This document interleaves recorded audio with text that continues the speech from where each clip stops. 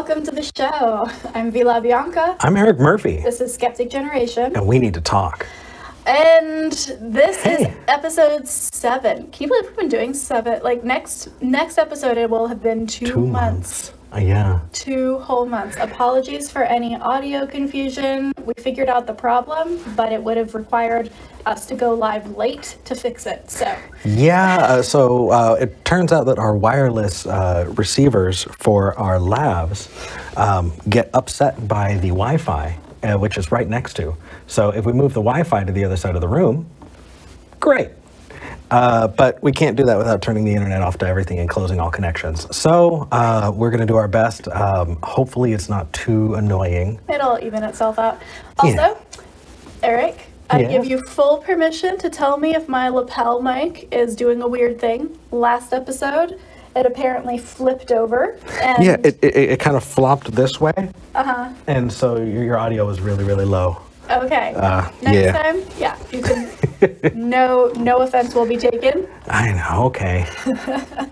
So we have been pretty busy this week. We have started putting up some form of soundproofing in here, so hopefully the echo is a little bit better. We are still building the set, but the thing that I'm most excited about today is next weekend. On, I believe it's Saturday the 10th. Yes!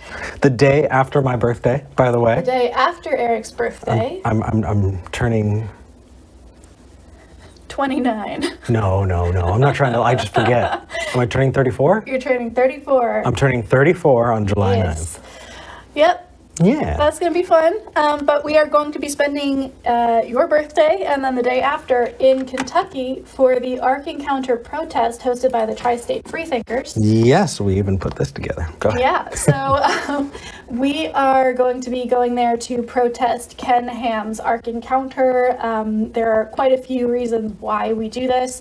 First off, they are using government funding for a religious institution, which by itself goes against our goals of that separation from religion and government.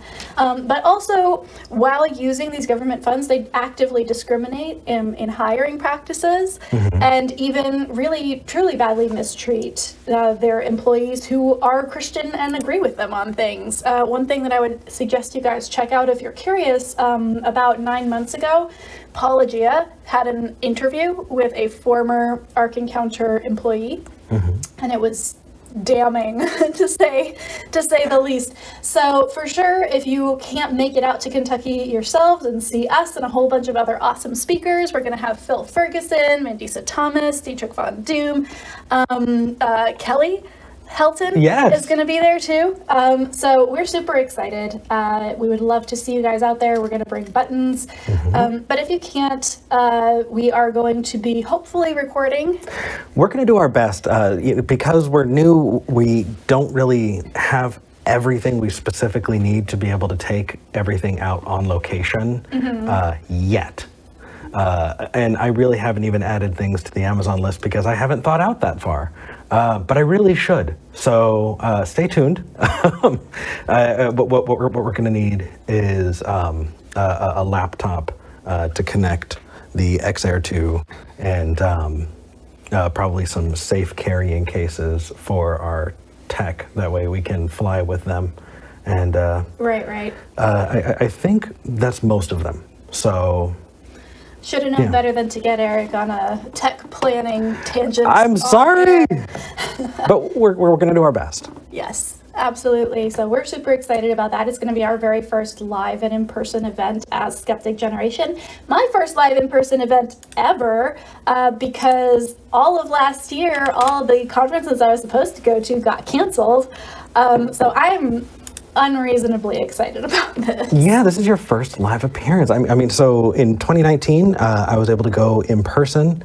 I'm really, really excited for you to see everybody. They're really, really excited to meet you. Last year, it was all digital. Right, I participated in that one, and you emceed. I did. Yeah, so we're gonna be going back, and we're gonna be like interacting face to face with people. Which is super weird. If you're in the area, that means you can actually meet us. Come and say hi, please. It is absolutely worth the drive. The people are awesome. The event is awesome. And you get to say hi to us. All right. And also, by the way, huge thanks and shout out to Tri-State Freethinkers who are getting us out there so that we can do this. We love you guys. Thank you. Did you know, I posted this on some of the Facebook, that the amount for the tickets, purely coincidentally, were $666. Yeah. And 6 cents. Yeah, and then you tweeted out, "Look out, Ken Ham." Yeah, look out, Ken Ham. Here we go. Yeah. Here we go. I love it. All right. If you don't mind, let's jump into some calls. Actually, could we really quick just shout out our merch store and our Patreon? Absolutely. Let's do that too. Okay. All right. Take it away. Oh, fine. So we do have a merch store, and we do have some really big plans for it in the future. Just know that the design that you're seeing now is not going to be permanent. So if you want to rep some OG SG merch, now's the time to do it. We're probably going to be changing it in January, so there's still time. But keep your eyes out for that. Also on that merch store is the Book of Eric. It's amazing. We've been selling a ton of books of Eric's, and we only make about $2, $2 on each book. Yeah, the thing is, like, the merch is not where we make any kind of money. No. The place where we get them made and manufactured and sent out is Redbubble, and give us a little bit of a feedback if you ever get something from Redbubble that is either really great quality or maybe not so good quality, because there are other merch hosting opportunities that we can use. But yeah, it's like $2 per book, but it's fun to see people wandering around with them and like having them in coffee shops and starting conversations with them and stuff like that. Yeah. Definitely. Sorry, I was making an adjustment to the audio. Let's see if that fixes things just a little bit. Yeah, I sound kind of like I'm underwater. Yeah, I think it's we're doing our best, everybody. I wish I was a fish. Yeah, there are ways to help, though. That reference, I'm so sorry. There are ways to help us, though. If you like the show and you want to support us, you can go to Patreon. That's tiny.cc/donate to SG, or if you just want to go straight through Patreon, it's patreon.com/Skeptic Generation.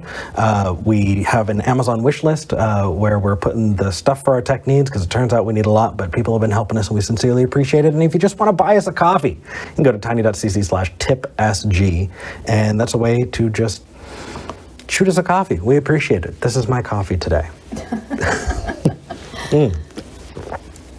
That said, is there anything else? One other thing. I guess at this point we should tell you how to call us if you are watching the show and don't know. Yeah, we need callers. Yeah, give us a call at 585-526-8774. That's 585-LaMurph. Or if you want to call, there was a commenter who asked us in one of our videos, would we be willing to debate the existence of God? And I was like, sure. Yeah. And they were like, is there a way to call in toll free from my computer? And all I was like, caps? Yes, there is. Are you a plant? Because that sounds very much like you're just trying to convince people to call in. But there is a way to call in toll free from your computer if you go to tiny.cc/callsg. Definitely. And one other thing I totally forgot, and I know it's just a super shameless plug, but my birthday's this week. Oh. Just saying. Get Eric a birthday gift. All right, who would you like to speak to first? Let's talk with Lily. Lily's been on the line for the longest, and she helped us with the audio testing. Yeah. So, Lily, how can we help you today? Hi, I'm so glad to be on again because we need to talk. Okay. Ooh, okay. Absolutely, we do. Love that tagline.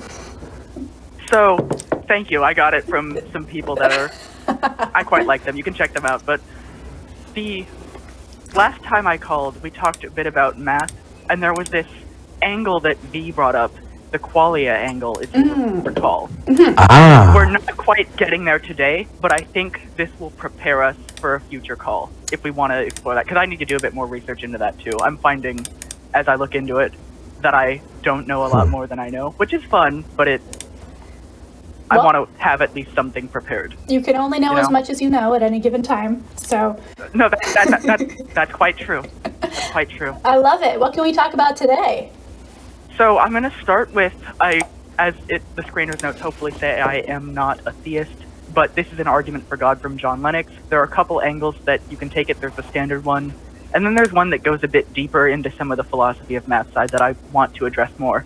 It's the idea, he was talking about the unreasonable effectiveness of mathematics, and he says that it's only unreasonable if you assume a naturalist or the atheist philosophy, right? Because if you assume a theist philosophy, you can say, but God set it up such that mathematics would explain reality, that we can do physics with mathematics.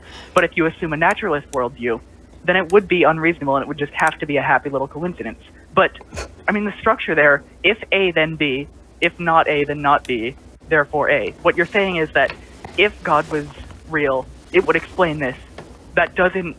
You're trying to solve a mystery with another mystery there, right? Right, exactly. So the form is invalid, but Right. there's also this... You can take it from the perspective of it being unreasonably effective. What does that mean? Well, when that's brought up, it commonly is used to say, like, we're able to do math to very precisely describe reality, and it isn't obvious why math should work, why it should be applicable to such a high degree everywhere. Yeah, no, actually, no. No, I would agree with you, probably. No, for sure. We're not saying necessarily that this is your take. We understand you're bringing up an argument that you have heard. My concern there is whenever they're trying to make a definitive statement based on a qualitative assessment, like unreasonable, right? Like, okay, well, it might be unreasonable to you, but how do we determine if something is can something be objectively unreasonable, or is that an inherently subjective statement? And in that case, you cannot make deductive arguments about it. No, that's true. And there are a couple ways that unless Eric, do you have... Inductive for sure, but I definitely, but then we're just pointing at the problem of induction, and I don't know if I'm convinced by that one necessarily. I believe that's a strong argument, but I think we can do better.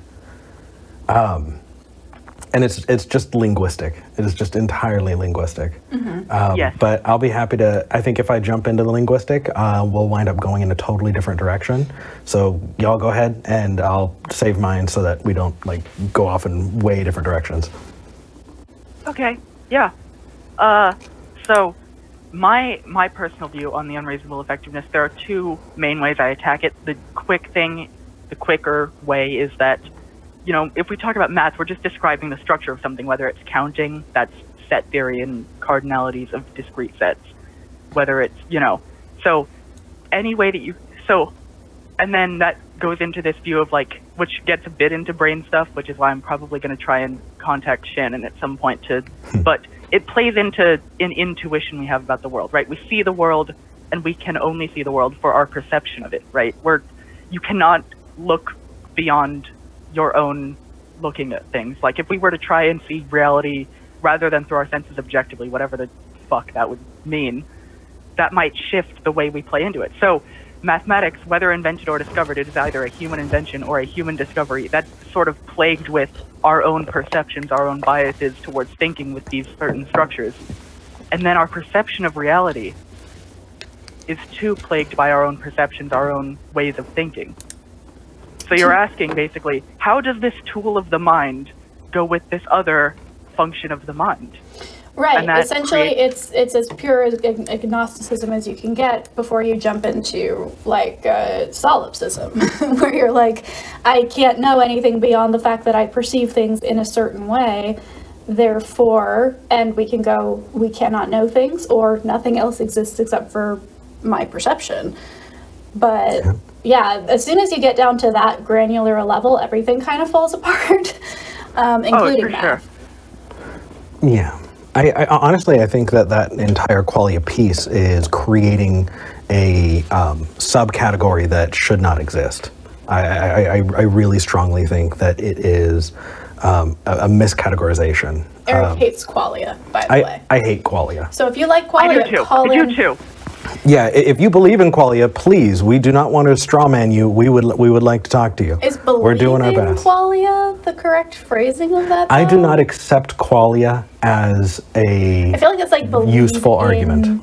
evolution or something. It's like, well, some people accept it and don't. But Well, so I mean, qualia being something that's separate from, an experience being something separate from our physical experience of it, us going through a thing, right? So let's say you go down a slide.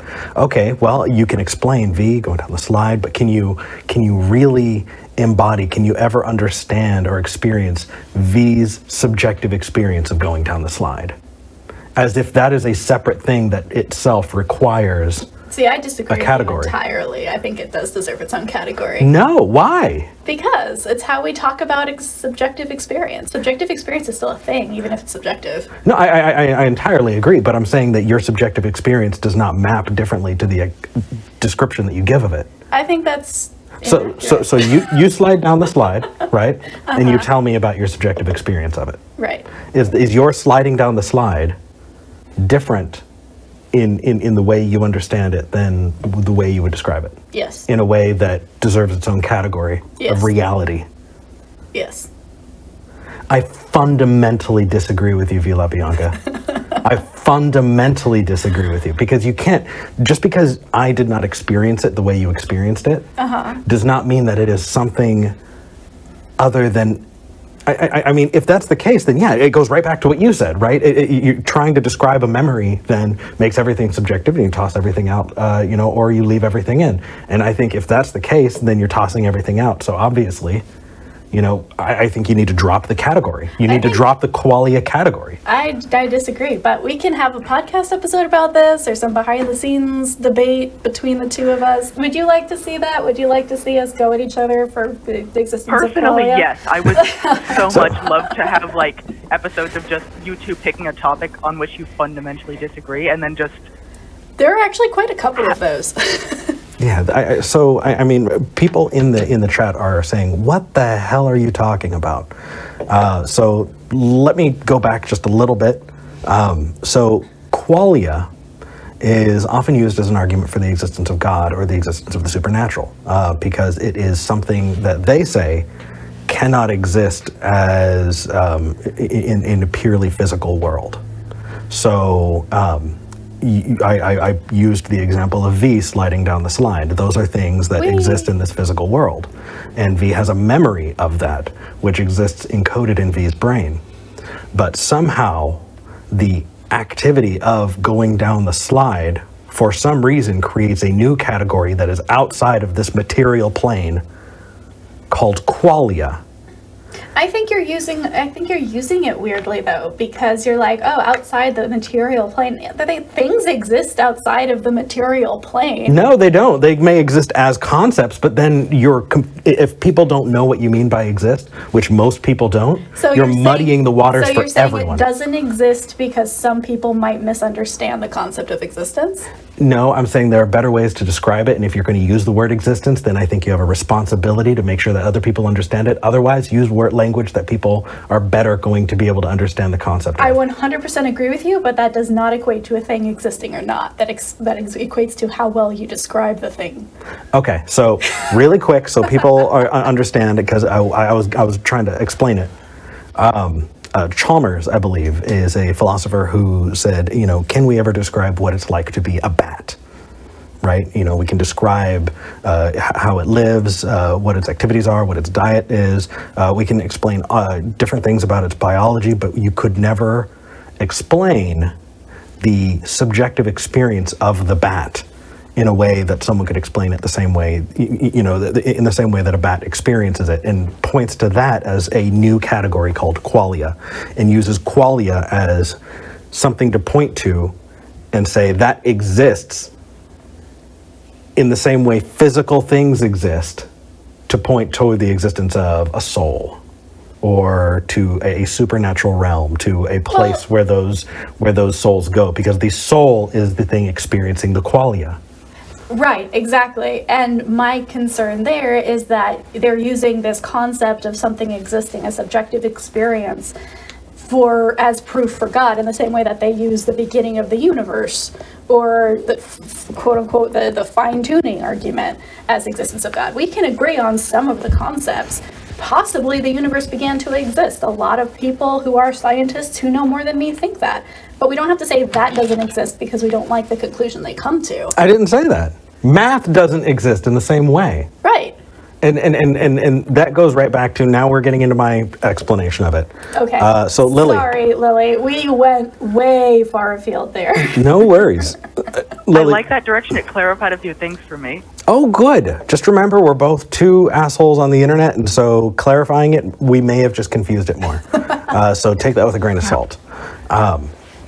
But using linguistic tools, right? So when you're talking about math, just like V said, you're talking about something that is a quality of things, right? Eric is holding one mug right now.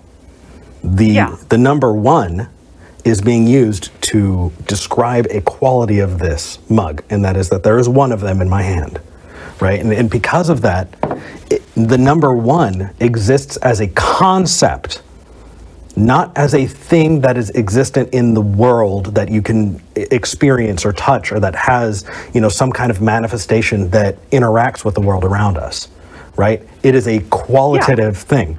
And so, V, just so that I can clarify, I'm saying that math like that exists as a concept. Would you say that math exists as a concept or as something else? I agree that it exists as a concept. Okay, so if someone were to say math exists and you can't explain that, I would look at that and go, hey, I think that you're using math in a different way. You're not saying it exists as a concept. You're saying it exists as some outside Platonic thing that interacts with the world. Right. And in that sense, I would say no. Using that definition of it exists, it does not exist. V, if you used that definition of exist, would you say it exists or doesn't exist? Wait, that was one too many exists. Sure. If I were to say V, I'm defining exists as something that exists, that Platonic existence versus conceptual existence. Yeah, if I say exist, I'm only talking about not just Platonic, but just actually tangible things in this world. Okay. Does math exist using that definition? Sure. I think. No. Hold on. V, where's the math? Where can I find the math? Take me to the math. Math is the same place. This is at the same place that the color red is. Okay. Again, you're talking about descriptions of constructs in our minds. I didn't say that. I said an existent physical thing. Like the number one. So the difference between Eric making a cup of coffee, Eric exists, versus the number one making a cup of coffee, the number one exists. Can the number one make a cup of coffee? The number one has no agency or identity, no. Can the number one touch things, move things, or interact with things? No. Okay. Can the number one exist outside of it describing something? No. Okay, so what makes your definition of existing with the number one? What makes that different from nothing at all? The fact that we are aware of it. Okay, then it's a concept. And it exists as a concept. And I removed concept. Right? I removed concept. So I said as a extant thing. Existent. I keep mixing those up. It's as an existent for thing. the record, I see a lot of atheists do this. If it is extant, that means that it was almost destroyed and some survived, like extant texts from the Library of Alexandria or something like that. If you're just talking about it exists, it's existent, not extant. We need to probably wrap this up. Okay, fine. But cliffhanger, Lily, and shameless plug here. Who do you agree with? Leave a super chat with who you agree with. Ooh, we'll read it at the end of the show. And why don't we also put up a poll, actually, when we release this clip so that people can interact with the poll. Absolutely. Lily, I'm so sorry. I feel like I don't feel like we absolutely did stomp all over this call with something you didn't even call in to talk about. No, sorry about that. Well, here's the thing. I didn't originally call it. Hello? For some reason you muted. Let's unmute you. Oh. Hello. Oh. Hey, you're muted again. That's very strange. Lily, there's Okay. something going on. We will try and fix it. Oh no. Oh no. Go ahead. Oh you dear. You were saying? Okay. Can you hear me now? Yes. Okay. Don't worry about it. Things happen. So much for being the episode without tech issues, by the way, but whatever. Y'all stole that, and like that did happen, and I didn't call to talk about any of that stuff, but now I'm realizing that maybe I did. And because I do see math as very much experiential. Mm-hmm. What I mean by that, cliffhanger in the next episode. Yeah. I love it. Lily, I am loving your calls so much. This is yeah. so my jams. This is so what I would want to do any day of the week. Thank you. Like, if you're ever in like the Phoenix or Tucson area when I'm in college, like, make sure to talk about it. I'll take you to EG's and buy you some ranch bread, and we can talk philosophy. And Eric, to you, happy early birthday. Well, thank you. So we're going to be going to visit my family in September. In Arizona. In just outside of Phoenix. And I think we should do a meet and greet. What do you think? I think that would be amazing. Yeah. Yeah. Lily, how about September? September, I'll fit you in somewhere, I promise. Sounds good. All right, thanks for calling in, Lily. Thank you. Oh my gosh. All right. We'll was try amazing. not to do that anymore unless you guys really love this, and then we'll do it more. But that was fun. It really was. I loved it. We have a lot of amazing calls on the line. I'm so excited. Let's go to Mark in North Carolina. Okay. Mark. Hello. Hello. Welcome to the show. Hey. Thanks. Great talk to you guys again. Happy birthday, Eric. Thank you. It was my birthday just last week. So Hey. right there with you. Late happy birthday. Happy late birthday to you too. Thank you. What would you like to talk about today? Topic I wanted to talk about is a little bit more on the serious concerning side. I had an encounter with a theist believer. This was on a YouTube interactive live stream, and he was talking about the recent church burnings up in Canada. Yeah. Mm-hmm. When asked, he asked me if I, as an atheist, condemned such church burnings and felt like, the people responsible should be, brought to justice and stuff like that. I was like, well, of course, because such actions, no matter what, they shouldn't be excused, right? Sure.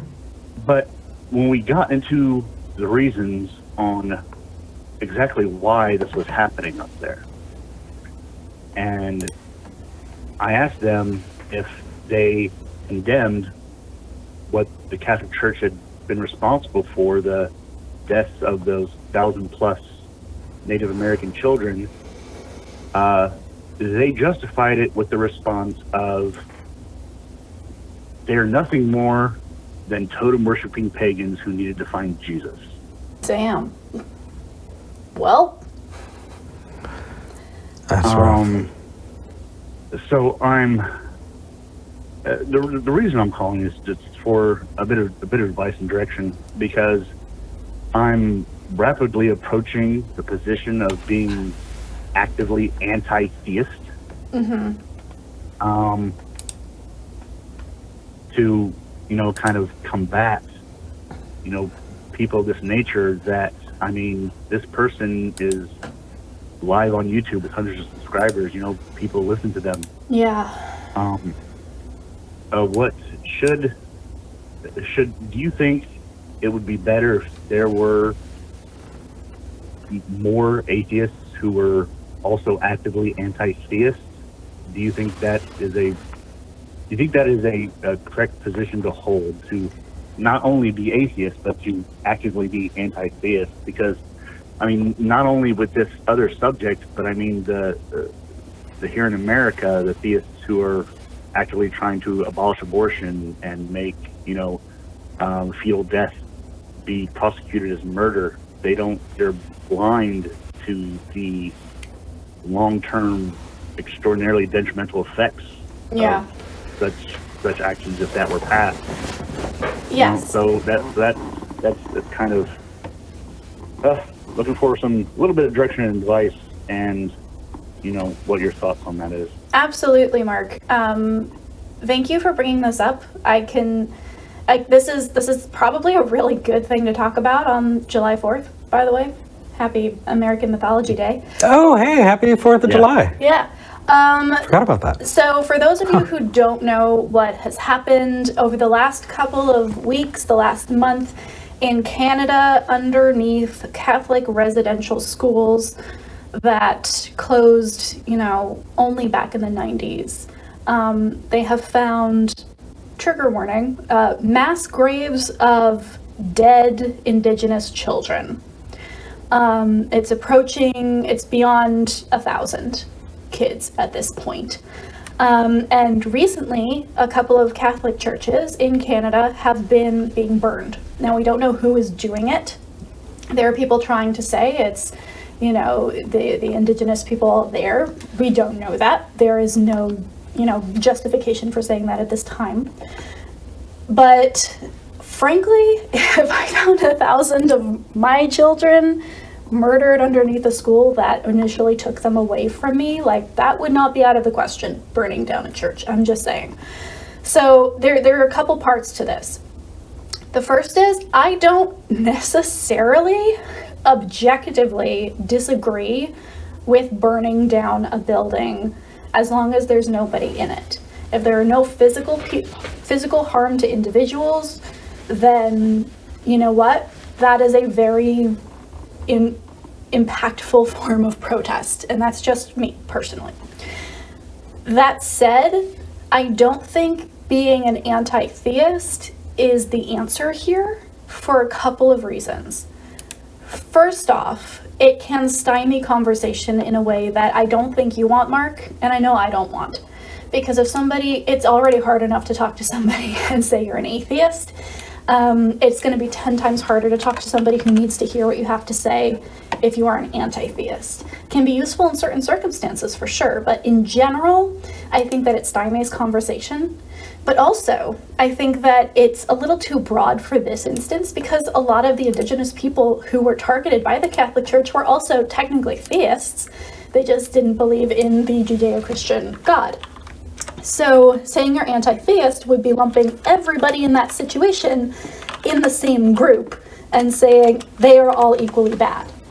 I think what we should be doing is being anti-harm, and I think that we should be very explicitly, in situations like this, anti-Christianity. Not anti-Christian, because we're not against individuals for the most part, but anti-Christianity, absolutely. I am. I think a lot of our viewers are. But I think that being an anti-theist just paints with a brush that is so broad that it can end up being detrimental to the arguments you're trying to make. That's a lot. It is a lot. What do you think about that, Mark? Well, I hear what you're saying, but I mean, in my mind, being anti-theist is, actively trying to not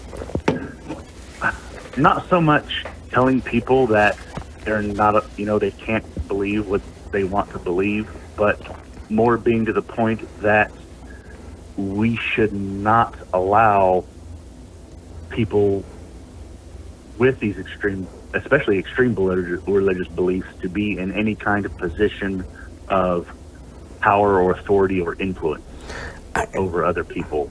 That is what we need to be, fighting against and speaking out against a lot more. I agree with your end statement. I just don't agree with the language used to get there. Can I offer some different language? Yes, of course. Please. So I'm anti-theism, and I think that's what you're saying too. See, the problem is, again, so many things are linguistic. It's terrible. Saying you're an anti-theist can, mean to a lot of people that you're against theists. Right. Right? But to say you're an anti-theismist is difficult. So I guess in that way I'm an anti-theismist, because where I see the impacts of different religious doctrines that remove the freedoms of people in that society, or severely restrict the health and happiness of the people in that society. When I see that theism interacting there, that's when I want to step in. And so I think that we're aligned at the end goal. But the way we get there, I want to find a way to talk about this so that we can say anti-theism, because what those people in charge are doing, right? What those people who are elected to those positions are doing is they're pushing the theism. But when we shoot out and we go, hey, this person is doing something wrong, that person is doing something wrong, that person is doing something wrong, we're not pointing at the source. And the source is the theism that they're using to inform their decisions.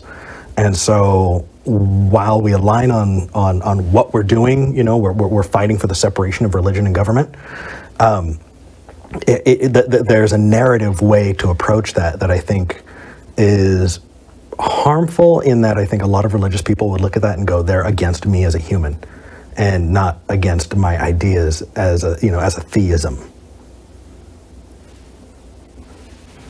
I don't know. What are your thoughts on that? Yeah. Well, I mean, I see your point of view. Okay. And maybe that's the direction I need to go. It's just that happened earlier this week, and the conversation I had with this theist, and it literally floored me that someone would justify these deaths in that way. Absolutely. It's horrific. If these had been Catholic children, they would be up in arms. Well, they haven't really protected the Catholic children either. So. Right. I mean, I have no doubt that the same person would be up in arms saying that indigenous people need to be put in concentration camps, right, for this kind of thing. It's that kind of extreme behavior that is influencing other people's thoughts and ideas. It's the right. Same, I agree with you, Mark. It's the same with racism. But that's the thing, right? Like, anti-theism can mean many things. It doesn't necessarily mean anti-extremism or anti-racism or anti-bigotry. Those are all things I am 100% anti. Like, I could say I'm anti-extremist 100%, and that covers everything. But if I were to say I'm anti-theist in response to this particular incident, I feel like it's not quite hitting the mark, because what you're concerned about there, Mark, doesn't feel like the God belief. It feels like it's the bigotry. It feels like it's the insensitivity and the pure monstrousness of that statement, right? That's what you have a problem with in that instance.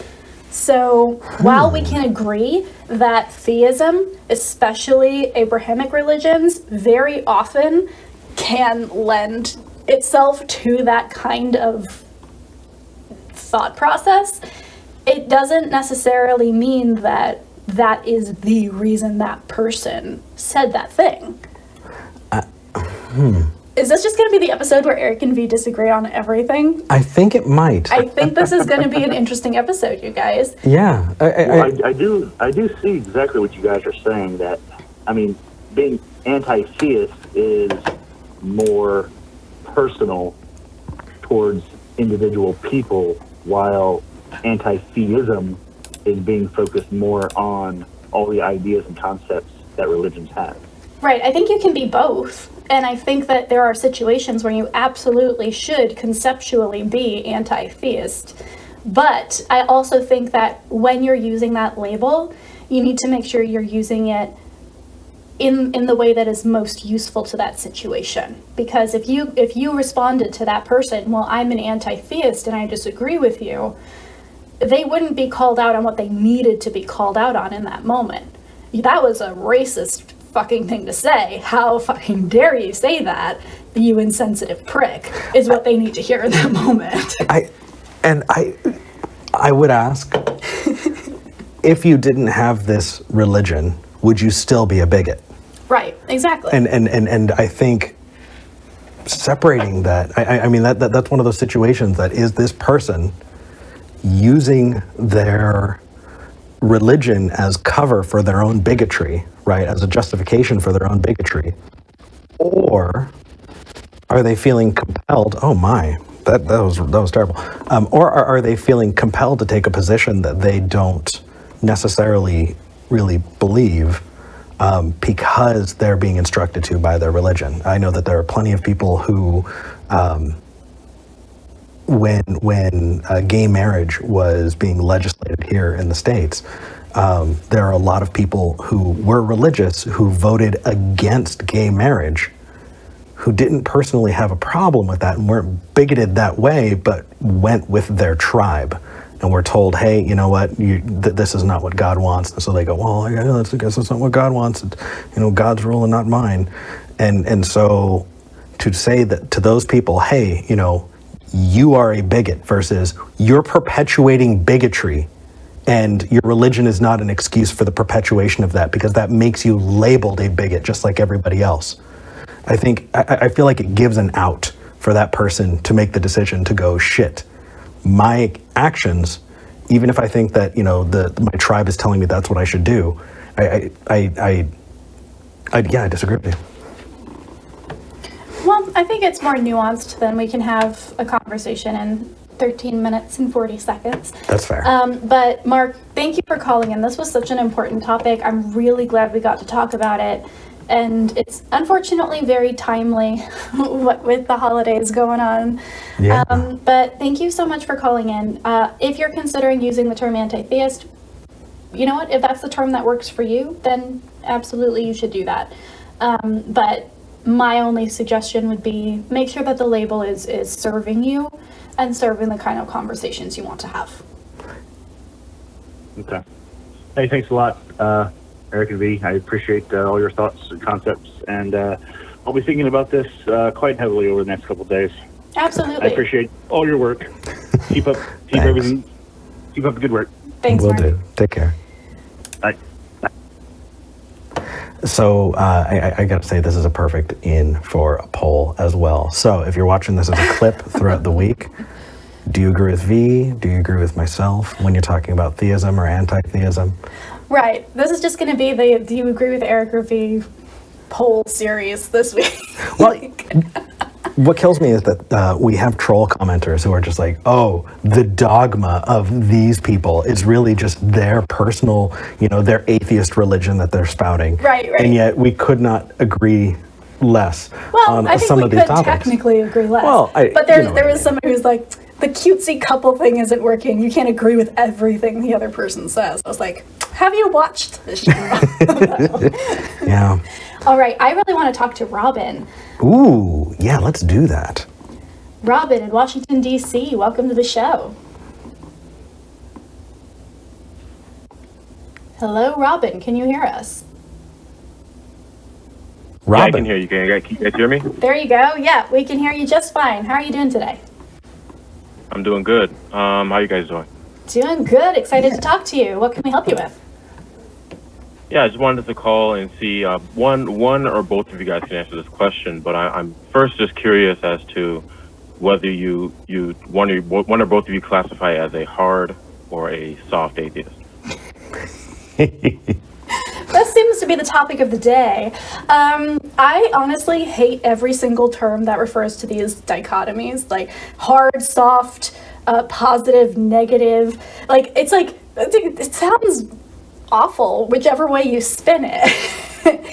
Well, let me, for clarity's sake, let me just make it clear. For the audience.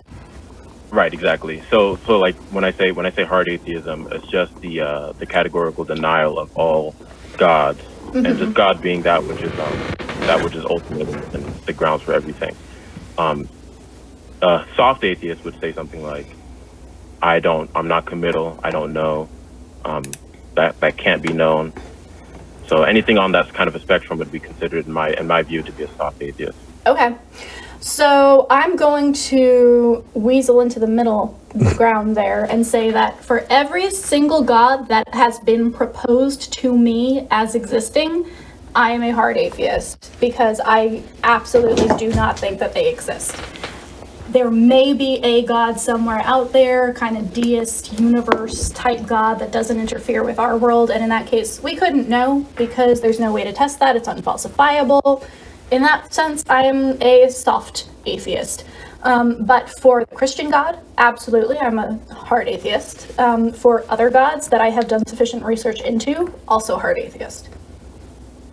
Okay, well, because I'm addressing atheists, a general definition of atheism, I think, is probably the most appropriate. So it's not specifically dealing with a God, just a general definition of God just being that which is fundamental, ultimate, the grounds of all things. Well, that's not the definition of God. Yeah, if we were to have 7 Christians call in and 7 Muslims call in, how many of them are going to give that exact definition?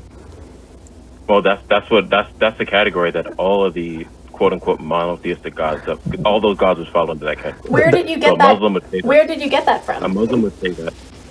No, it's according to their own scripture. Muslims would say that God or Allah is fundamental to all things. This is not controversial. Christians would say the same thing. Well, Robin, Jews would say the same thing as well. Robin, if you were an atheist saying that about other religious people, I would jump down your throat and say, hey, how dare you straw man other people, because their definitions and the way they view their God and the way that they would approach those are very different from one another. So to make broad strokes like that and claim that that is what everybody else believes is wrong. And you're not an atheist, you're a religious person. And so when I jump down your throat, I don't want you to think it's because you're a religious person. I want you to know that you should not use broad strokes like that. Say, this is what I believe, and I think everyone should believe it, and I think that this is a better way to explain it because of X, Y, and Z, and then use a convincing argument. But if you're going to come in and paint Pretend everybody like there's one definition of God that everybody uses. For a moment of clarity, I didn't say everyone believed something. Okay, you can identify as a Christian and believe that God is not what is ultimate and above all things. But Christianity, for example, teaches in the Bible that God is the creator of all things. Okay. Islam teaches in the Quran that I'm not addressing people's opinions about things. That's not really relevant. I'm talking just about. You realize that the religion entire clearly concept of a triomni or maximally great being is the result of Greek people reading the Jewish scriptures and putting their own ideas onto it. This is all other people's ideas. None of this is contained within the Bible itself. I didn't say anything about triomni. I said that God is ultimate and the creator of all things. I didn't say anything about triomni. Ultimate, triomni, maximally great. Well, hold on. Triomni just refers to the fact that God would be omnipotent, omniscient, and omnibenevolent. That's not exactly what I'm referring to. Right. So you're saying referring to the fact that God would be ultimate and the ground of all things.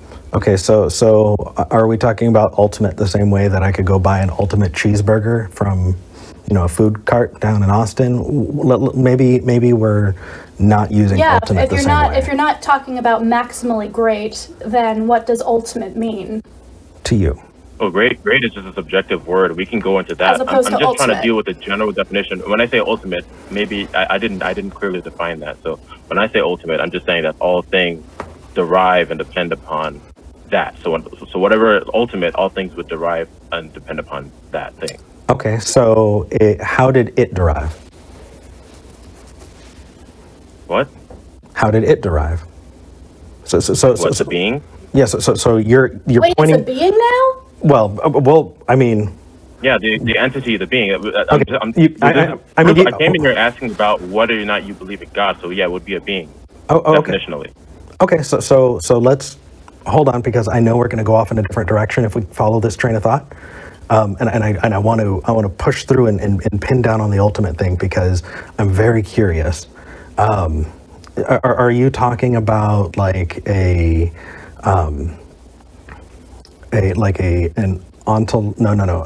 cosmological argument type of thing? You know, a first mover or a thing upon which everything else is dependent, right? A prime mover.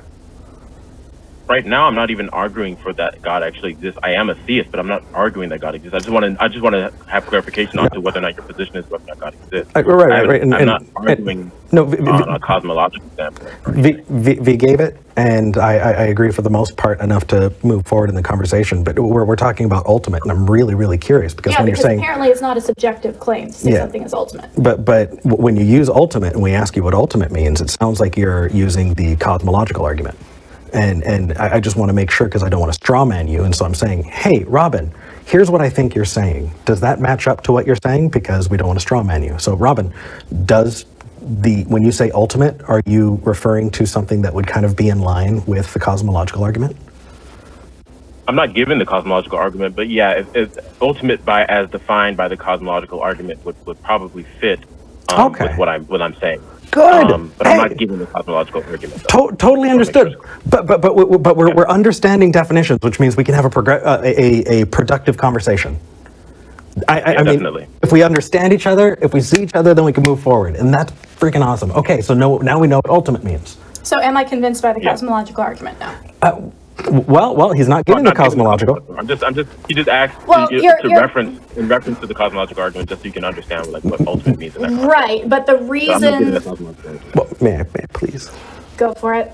Okay, so it sounds like when you're using ultimate, you're implying something.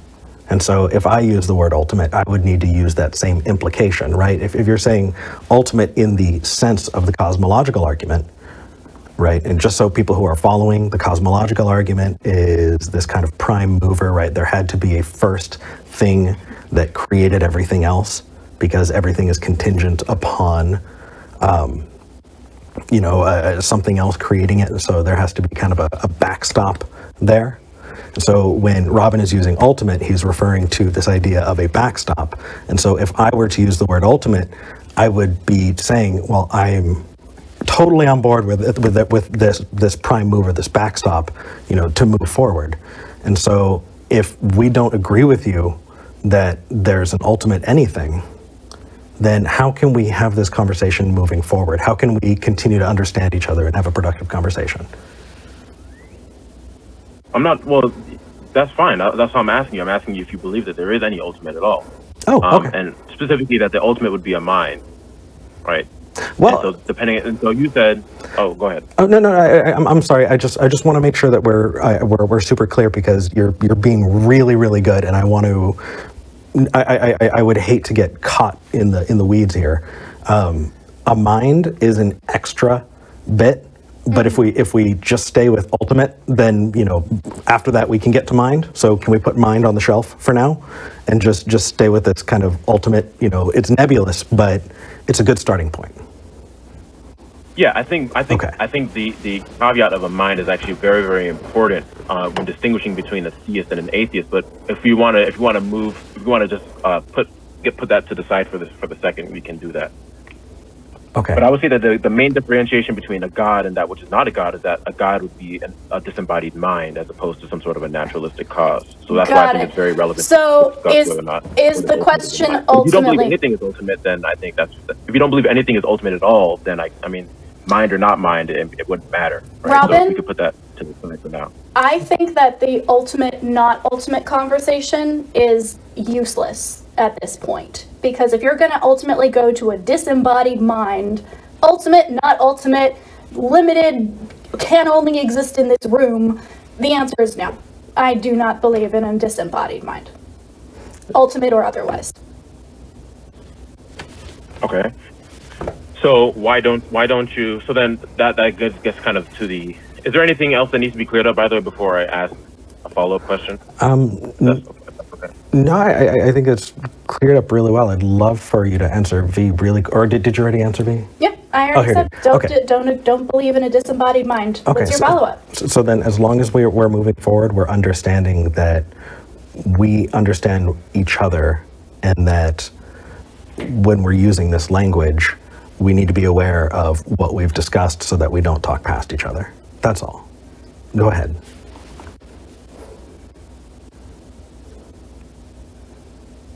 Robin? Robin, did we lose you? No, still there. Hello, Robin. Can you hear us? Yeah, can you hear me? Oh, good. Yep. Am I good? Yep. Yeah. Okay. Yeah.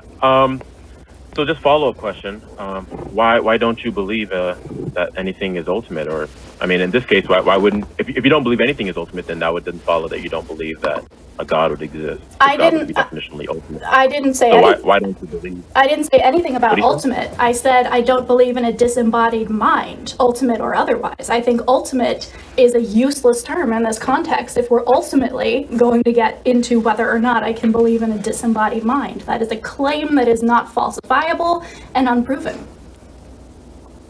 No, I'm saying an atheist can believe in something that's ultimate too. Right, and Like, I don't care.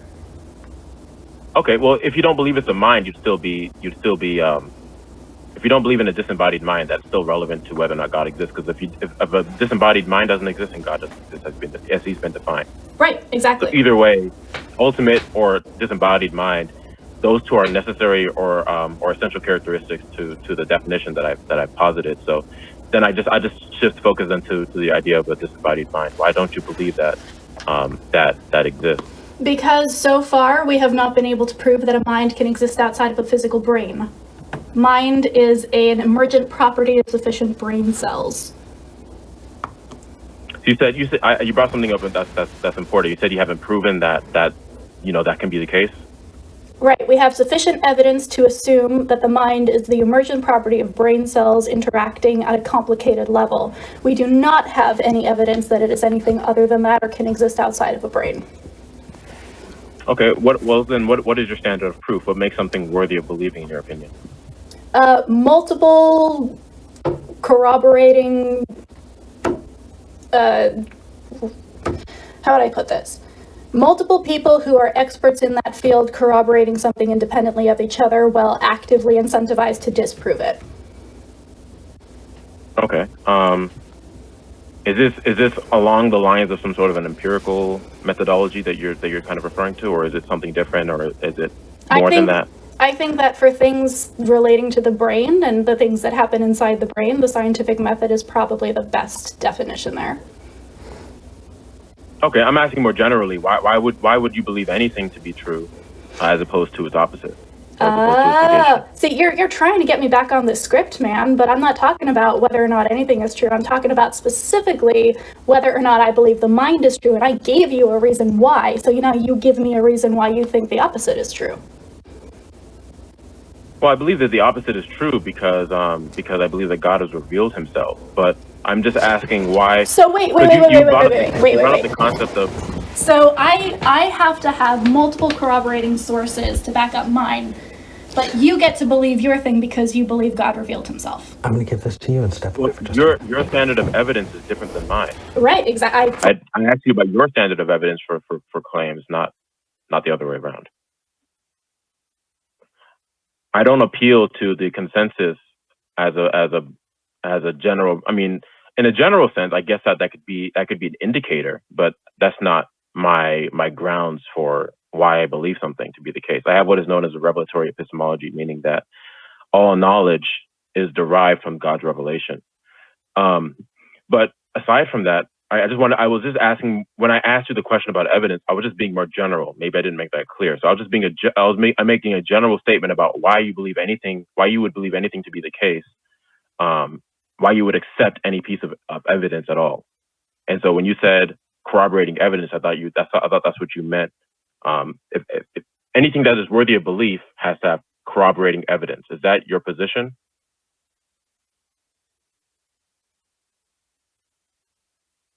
Can you guys hear me? Hello?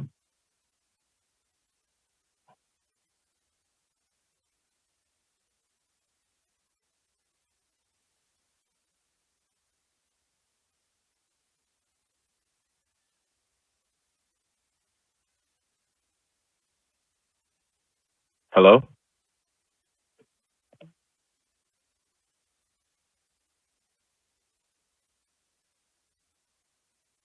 Clearly talking through your mic the whole time because my mic is not working. Oh no.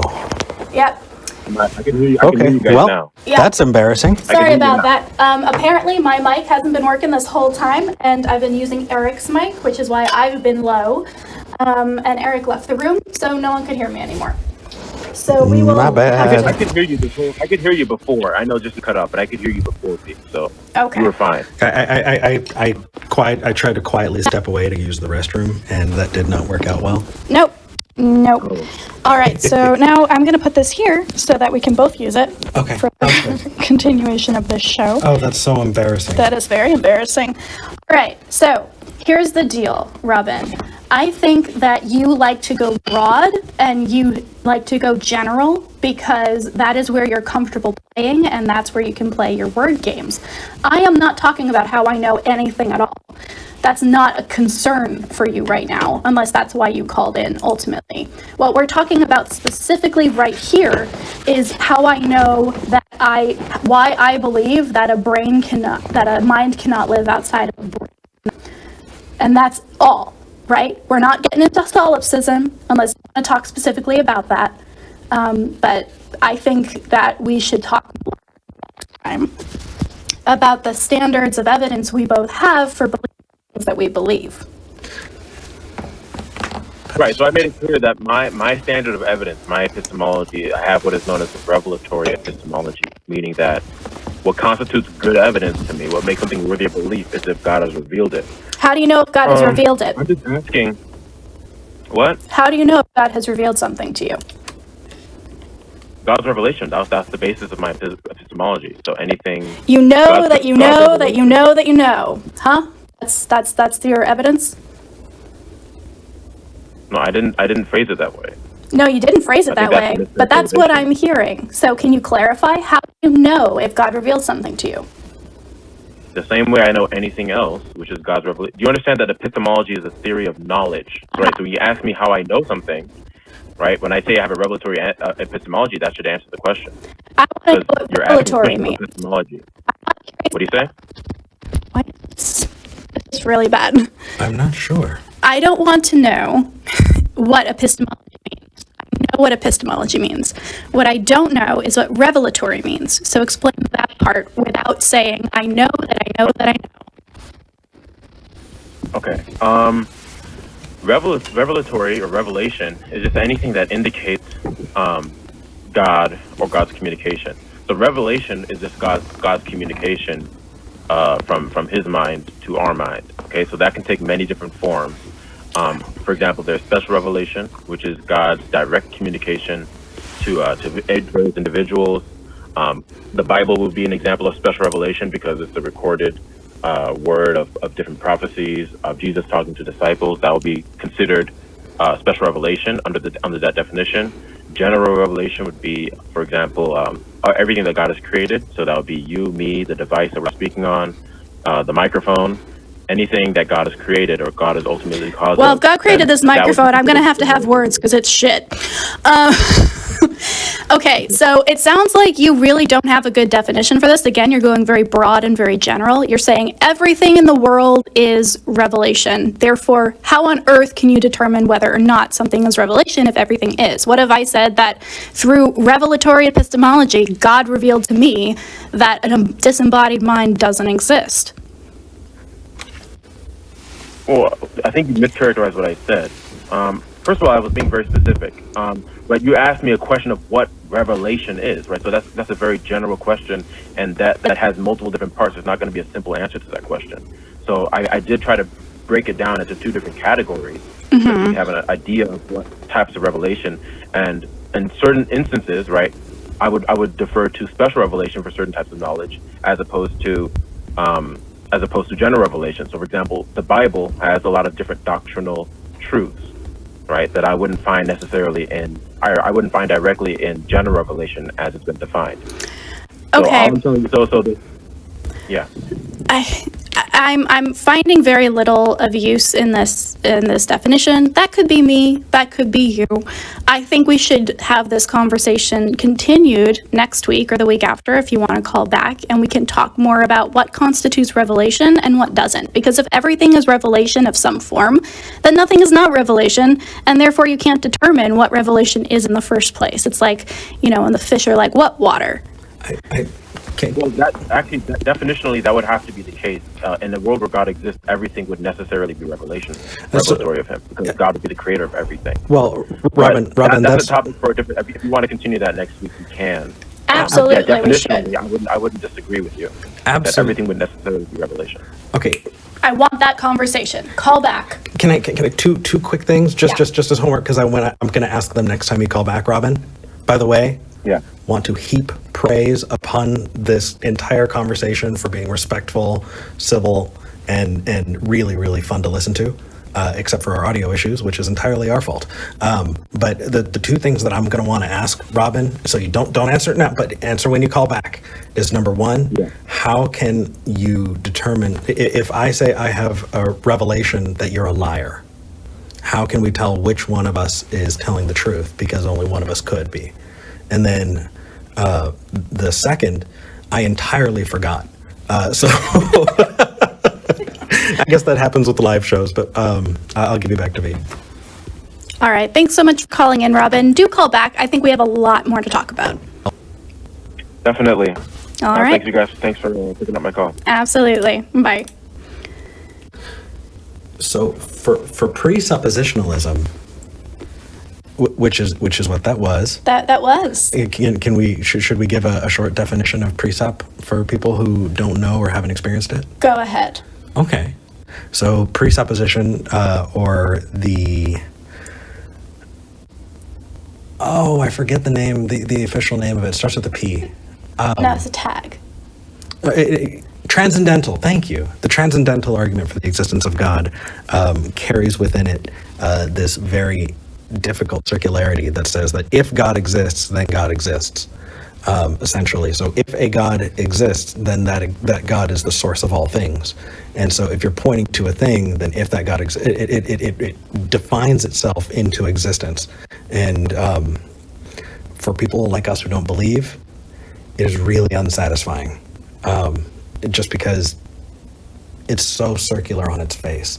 But what Robin didn't do is Robin didn't do the thing that is so frustrating with a lot of presups, is they'll say, you cannot have knowledge, you can't know a single thing because you don't believe in a God.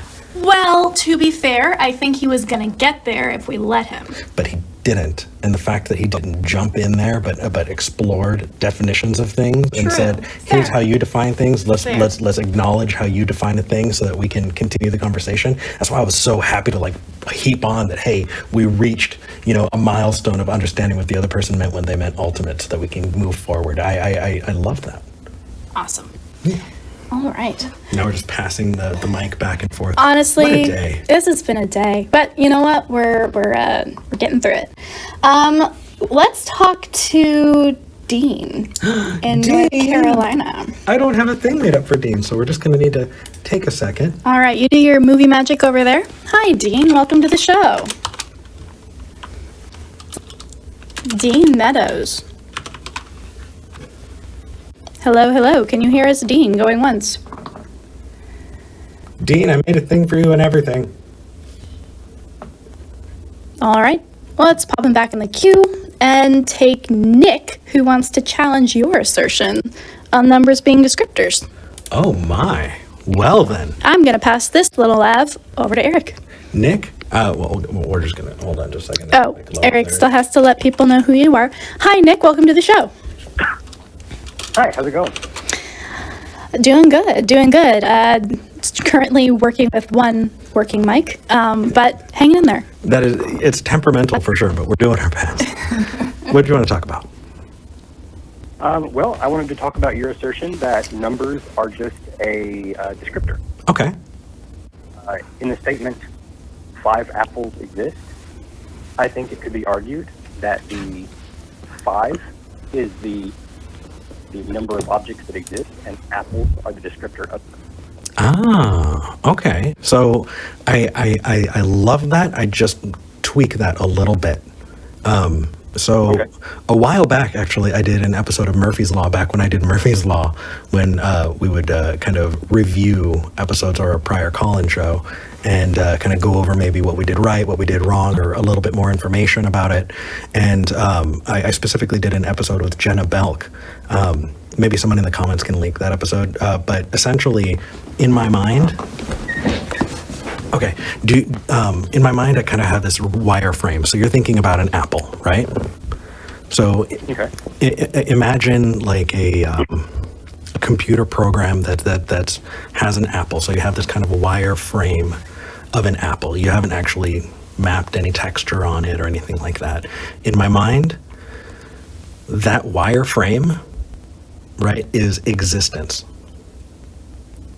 And you map all of the descriptors onto the existing thing.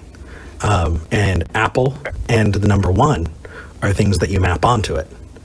And I think that you're looking at the wireframe and you're saying that the thing we're mapping everything onto, that wireframe is the number 1. Does that sound about right? Like arguably that it could be, not necessarily that it is specifically the thing, but I guess the anything that you think about is an individual thing, and then the descriptions, like if it's an apple, what color it is, what it tastes like, all that stuff is descriptions of it. So not so much focused on the number, so much as the existence or the identity of the thing in question. Absolutely. I think the identity is what is applied to the existing. So, and just as a easy kind of mental exercise, and try and describe something that does not exist. You can't. But as soon as you start to say, as soon as you say a thing exists, even as a concept, then you can start mapping descriptors onto that. And so, I would not use the numbers as the thing that's getting mapped on, because it can vary. And you're also, even if you look up the definition of adjective, numbers are in that definition. I wouldn't say that numbers are what you want to map it to. I would suggest using existence as the thing that those qualities are being mapped onto, and the number is just one of those qualities.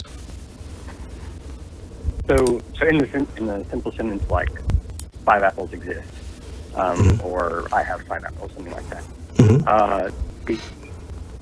I guess both the apples and the quantity of them are the descriptors, and just the concept is the thing that's being the exists. described, or The exists is. See, here's the thing that it takes a long time to kind of, at least it took a long time to wrap my noggin around it, is that when you say 5 apples exist, the exist part is not actually a descriptor of the apples at all. right? It's the verb. Because, It's like the thing that they are doing, or the state that they're in. just the thing that all other descriptors are mapped onto. To say that something exists as a quality gets you into some really, really weird territory, because you can't define something as existing, because the only things that don't exist, you can't define at all. And so as soon as you start to add a definition to something that doesn't exist, then it now exists even as a concept. And so... Okay, you're talking like an idea would exist. Yeah. If I have the idea for a character. that Hence the character ontological argument. Yeah, just as a concept, yeah. You can draw a map of Middle Earth, and that is a concept in your mind, right? That exists in that way, but you cannot map any qualities to non-existence, and because of that, existence is what those qualities are mapped onto. At least Okay. to me. I don't know. yeah, V? What do you think?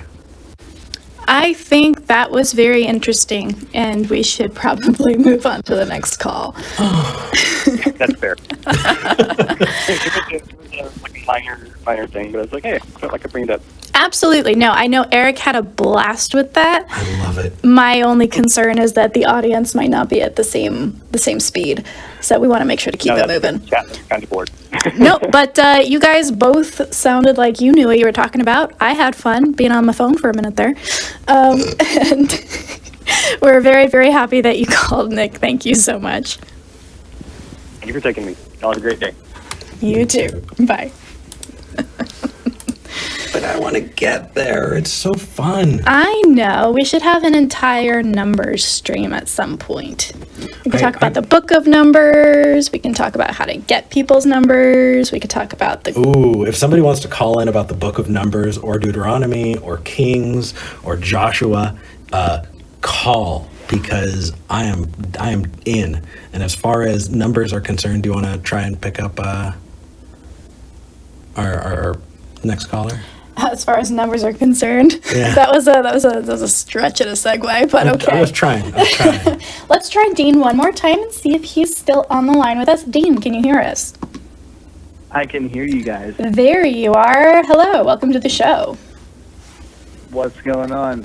Hey. So, first point I'd like to make is February 12th, Darwin Day, 2022. Dean Meadows, Eric Murphy, Ohio State University. Does the Christian God exist? Damn straight. Absolutely, We that's got to make an happening. ad for it. Looking forward to that. So hold on, Dean. Where is it again? The Ohio State University. Oh, the Ohio State University, you say? What date? Yes. Darwin Day, February 12th, 2022. February 12th of 2022, you and I are going to debate at Ohio State University? This sounds like the first time are. Eric's hearing about it. My goodness. So that means that it's enough time for people to, say, schedule a vacation and book a plane ticket while it's still cheap. There Yeah. you go. I think that's a... It's free admission. It's at the U.S. What is it? It's the U.S. I believe it's called the U.S. Cellular Theater at Ohio State University. Holds 300 people. And All right, we're looking so- to fill it up and have a really good conversation. My last debate with David Wood was pretty packed. I'm really, really excited to see if we can pack out this theater and require larger theaters in the future. Well, if y'all think that listening to Eric and Dean talk is worth taking a vacation in Columbus, Ohio, you know where to now. The thriving metropolis of Columbus. Ohio. Hey, they have a gay bar. It's fine. All right, you guys. Dean, what can we help you with today?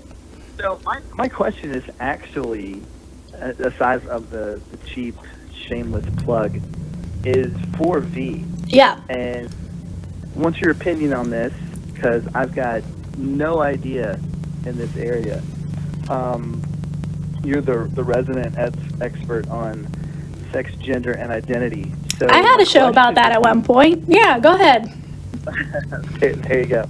So my question is, recently, and I don't know if you've seen it or not, but recently in England, there is a social media influencer Yep. that came out as transracial. Yep, So I've seen him.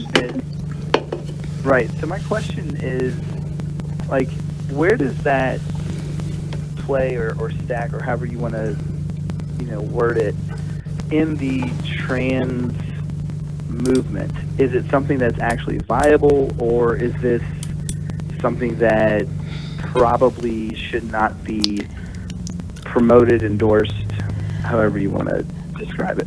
Yeah, thanks to this person, this is a conversation that is being had frequently. And instead of trying to answer it all right here, I would suggest everybody go check out T1J's article, YouTube video on it. He put one out just a couple of weeks ago.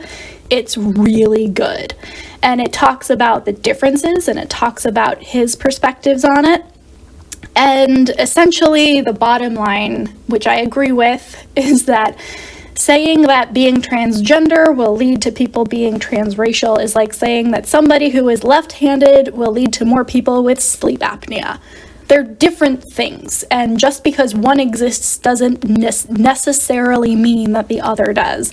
The fact that we're trying to equate them just because that trans label is in there, it really doesn't reflect the reality of the situation. So I'm not going to pass judgment on this person. I don't know who they are personally. I know of them. I know what they're doing. Personally, it makes me feel kind of icky, but again, that sometimes things that make us feel icky are not actually bad.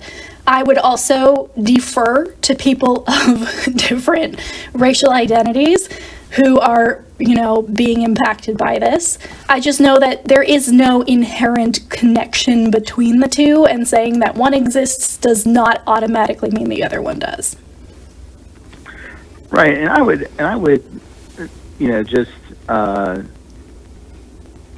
in general, without not knowing the deep dive stuff on these types of issues, would agree with you that it doesn't seem like one would lead to the other.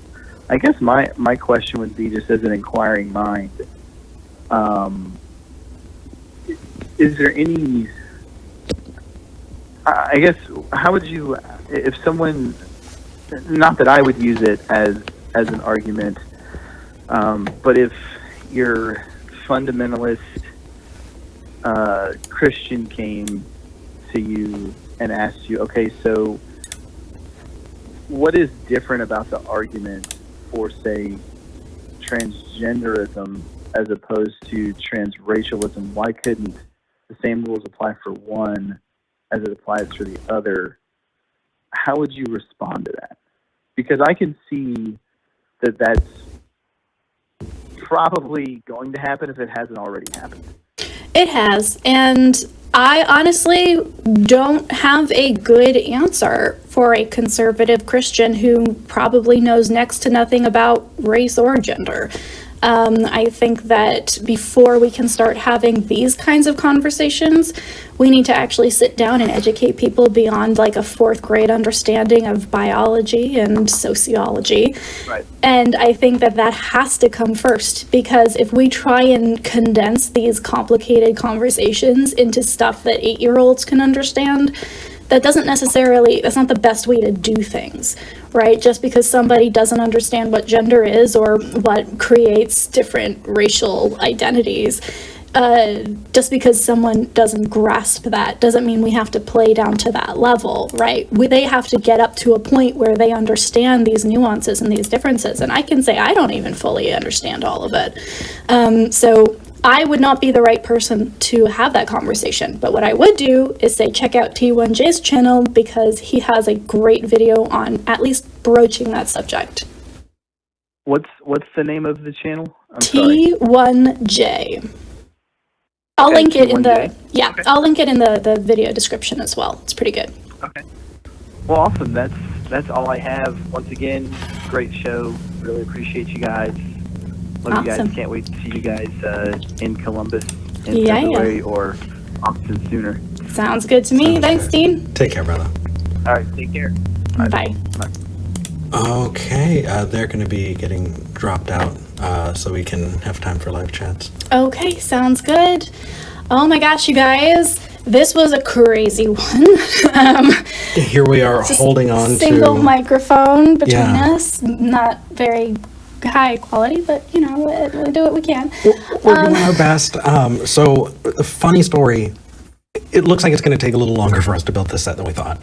And I was not considering all of the needs of it, and that is absolutely okay. And because of that, we were asked to put mics like the ones that we had on that we could use as we're making this transition, so that there's not this kind of thing. So if you want to help, they're on the Amazon wish list, or you can support us on Patreon, things like that. We're doing our best, but just please be patient with us, because until that happens, we're kind of stuck. So yeah, we do have one that we could probably reconfigure to work for next week if we absolutely need to, but we are borrowing it. So yeah. In all that said, Thank you, Eric, for being co-host and producer.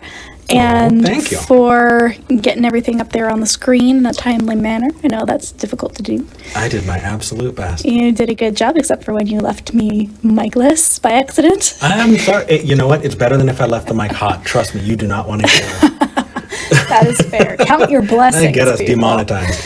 Okay, before we hop off and jump into Discord, because we are going to go into Discord after this and do a little bit of an after show chat, we want to read out the super chats that we got today because there have been some amazing, generous people here. Eric, do you want to scroll all the way up so we can read those? Absolutely. All right. Student Dr. Ben donated $5 and says, yo, it's my birthday week this week too.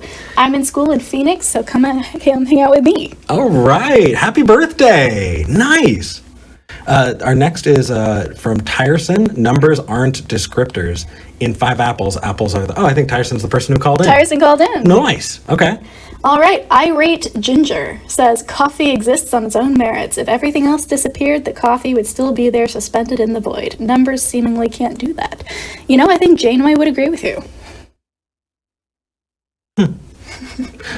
Goodwill Thinking just made a donation for £5.50. Thank you. Thank you. Zhang also donated $5 and says, why is 6 afraid of 7? Because 1 didn't make Eric a coffee. Okay. All right. I know. My ending is going to be much worse than that, so enjoy that while you can. Mark donated $25. Thank you, Mark. It says, thanks for all that both of you do. Keep up the great work, and happy birthday, Eric. Buy yourself something nice. Yay, thank you, Mark. Jacob Moreno donated $200. Holy moly. I think that's the largest donation that we've received in the show so far. I think you set a record, Jacob. Yeah. You said, thank you, Eric and B, for a great show. I was finally able to catch it live, and as promised, here's a small donation. I have a question. In your opinions, do you think that the term atheist has such a negative connotation to so many, and maybe we need to embrace a new term? Thoughts? You know, I remember being in undergrad and having the same conversation about the word feminism and the idea that the word feminist had so many negative connotations that maybe we should just call it something else. But I pushed back against that then, and I think I'm going to now. We can't let people who dislike us determine which terms we use and don't use. If anything, the fact that atheist still has a negative connotation, and that is lessening, is because so many amazing, wonderful humanist atheists have come forward with that label and actively taken that term back. So I don't think that we need to change the term, but if you wanted to come up with a new one that better described your worldview or added on to it, I think that's also totally fine. To continue with not agreeing with V on anything today, I think that it's been tried several times. Dennett tried redefining it to the bright movement, and people were calling themselves brights, and it worked just as well as you would think it worked.